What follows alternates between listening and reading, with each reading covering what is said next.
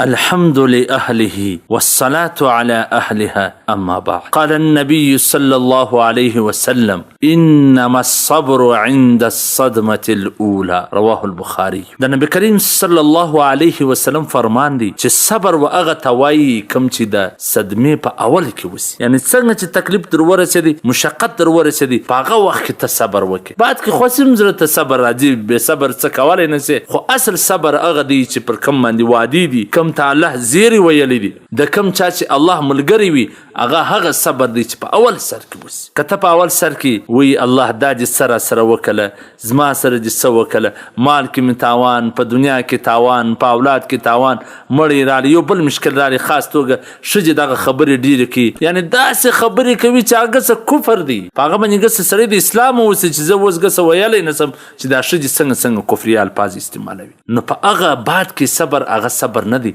په اول وخت کې صبر وکړه. صابر ته الله جل جلاله زیری ورکړی دی، وبشر الصابرین، الله صابرینو ته زیری ورکړي. دا الله د طرفه تا ته زیری دی چې څنګه یو تکلیف درته ورسېدی، یو صدمه درته ورسېدله، که د مال کې تاوان رالی، که هر تکلیف وي، بس فورا و انا لله و انا الیه راجعون. ځکه الله فرمایي الذین اذا اصابتهم مصیبه قالوا انا لله و انا الیه راجعون. چې صابرین هغه څوک دي چې څنګه یو صدمه، یو مصیبت، یو تکلیف دی ته ورسېږي، فورا ووایي چې انا لله و انا الیه راجعون.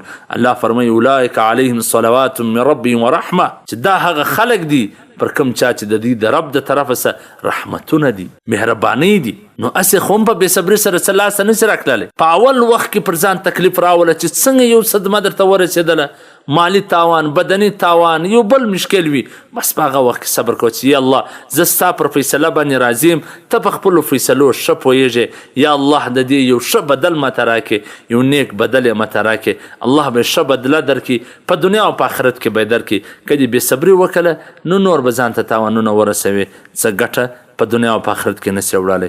والسلام. قدرمنو اوریدونکو، تاسو د محترم الحاج مولوي عبدالرحمن صمیم صاحب و سهارنی نبوي حدیث ته غوږ واست.